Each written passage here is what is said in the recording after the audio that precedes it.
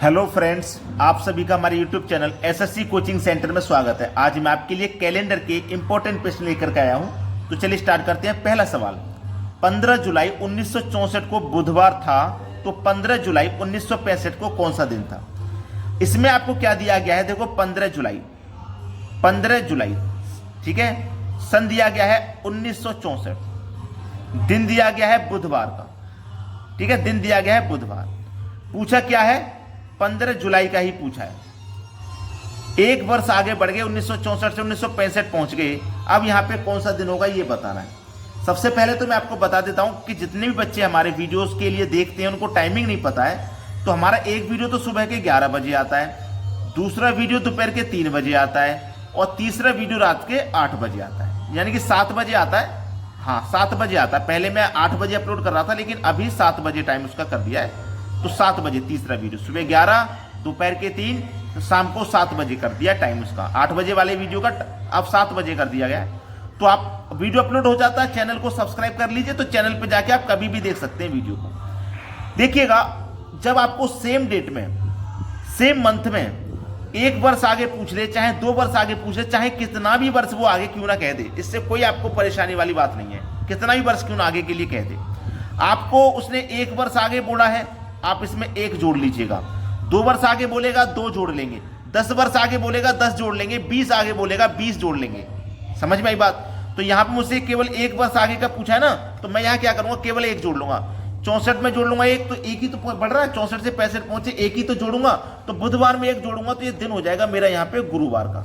अभी आप पूरी बात नहीं सीखे हो, मैं क्या कह रहा हूं, अभी आप पूरी बात नहीं सीखे हो। अगर आप ये सोच रहे हो कि अगर उसने 10 वर्ष बाद का पूछ लिया, सेम डेट में, सेम मंथ में, 64 की जगह 74 का पूछ लेगा, तो हम 10 जोड़ देंगे, आंसर आ जाएगा, ऐसा मत करना। अभी पूरी बात सीख जाइए, ठीक है। तो देखो, यहां तो दिन हो गया हमारा गुरुवार।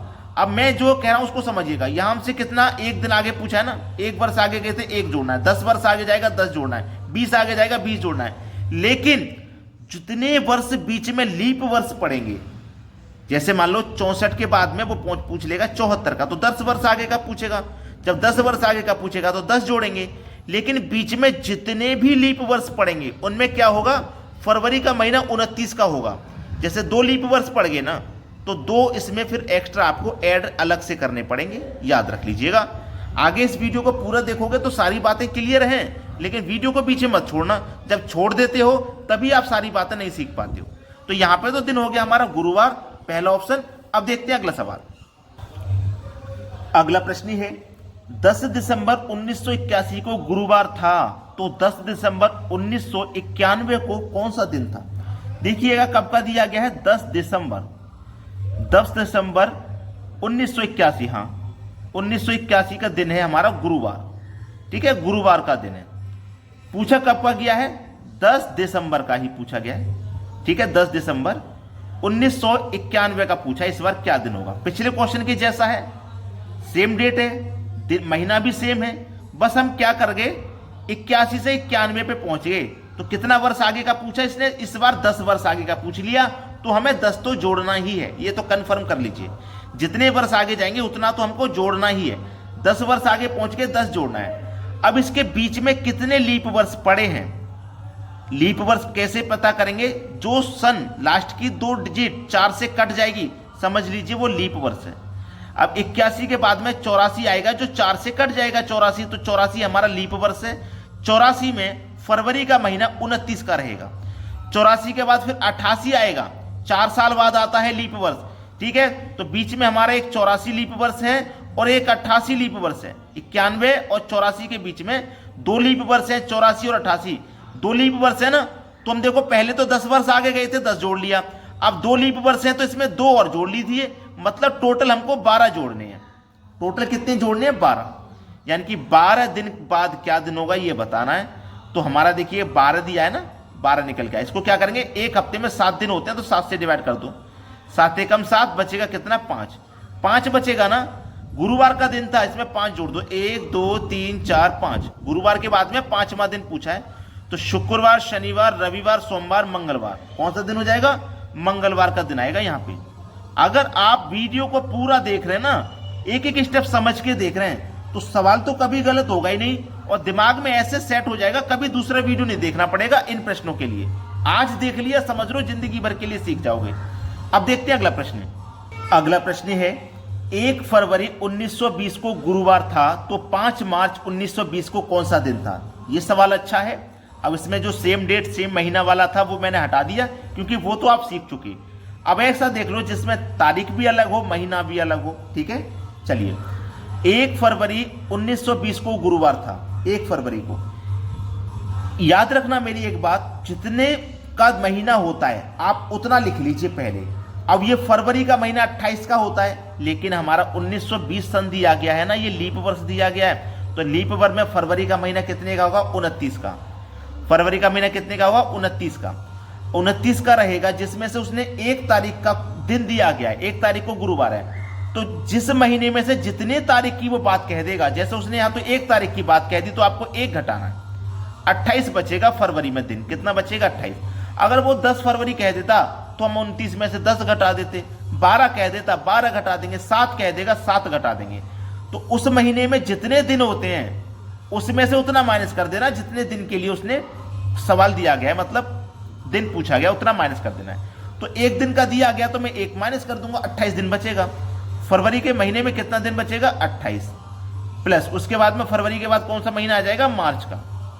अब अगले महीने का ही पूछ लिया, कभी कभी तो 4-4, 5-5 महीने बाद का भी पूछता है, इसमें भी पूछेगा। इस वीडियो को आप पूरा देखेंगे तो 5 मार्च का, तो हमें केवल 5 तारीख की जाना है, आगे तो जाना ही नहीं है, जरूरत ही नहीं है। 5 का पूछा है, केवल 5 तक जाना है। जोड़ लो भाई, कितना हो जाएगा? 28 और 5 33, 33 दिन हो गए टोटल मिला के। 7 से डिवाइड कर देना है, 7 चौकू 28, 33 में से 28 कट गया तो बचेगा कितना? 5 शेष बचता है। हमको केवल उसी से मतलब होता है, इससे कोई मतलब नहीं, कटने से, शेष से मतलब है। तो हमारे पास देखो कौन सा दिन दिया गया था, हमारे पास दिया गया था गुरुवार का दिन। ठीक है, अब 5 शेष बचाना, तो इस गुरुवार में 5 जोड़ देंगे आप, 1 2 3 4 5। तो गुरुवार के बाद शुक्रवार, शनिवार, रविवार, सोमवार, मंगलवार, कौन सा दिन आ जाएगा भैया? मंगलवार का दिन आ जाएगा आज, मंगलवार। यानी कि आपका बी ऑप्शन बिल्कुल सही जवाब है। अब देखते हैं अगला प्रश्न। अगला प्रश्न है 17 मार्च 1980 को सोमवार था, तो 12 जुलाई 1980 को कौन सा दिन था? अच्छा सवाल आ गया। अब देखो मार्च का देके जुलाई का पूछ रहा है, बीच में कई महीने निकल गए। मार्च का महीना कितने का होता है? 31 का, जिसमें से 17 तारीख की उसने बात कह दी, तो 17 माइनस कर देंगे। पिछले क्वेश्चन में मैं बता चुका हूं, जितने का महीना होता है वो लिखना है, जितने दिन की बात कह दी उतना माइनस कर दो, बचेगा कितना? 14। तो मार्च के महीने में कितने दिन बचे? 14। तो मार्च है, मार्च के बाद अप्रैल का महीना आएगा, अप्रैल के बाद मई का, मई के बाद जून का, जून के बाद जुलाई का। जुलाई तक पूछा है ना, तो मैंने जुलाई तक लिख लिया। मार्च के महीने में बचे 14 दिन। मार्च के बाद अप्रैल का महीना आएगा जिसमें 30 दिन होते हैं, फिर मई का आएगा जिसमें 31, फिर जून का आएगा जिसमें 30, फिर जुलाई आएगा, और जुलाई में केवल हमें 12 तारीख तक ही जाना है, आगे नहीं जाना, 12 तक जाना है। अब आप इन सबको जोड़ लो। जब आप इन सबको जोड़ोगे तो जोड़ने पे कितना मिलेगा आपको? 117 मिलेगा जोड़ने पे। ठीक है, जोड़ने के बाद 117 दिन हो गई, इसे आप 7 से डिवाइड कर दो, 7 एकम 7, 4 बचेगा 47, 7 6 42। तो 47 में से 42 कट गया तो 5 रिमाइंडर बचा। रिमाइंडर से मतलब है केवल कितनी बार कट गया उससे कोई मतलब नहीं, 5 रिमाइंडर बचा। तो हमारे पास जो दिया गया दिन था वो कितना? सोमवार।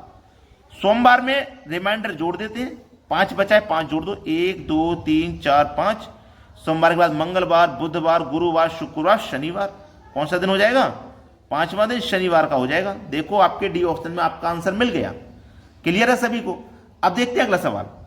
अगला प्रश्न है यदि 12 जुलाई 1980 को शनिवार था, तो 17 मार्च 1980 को कौन सा दिन था?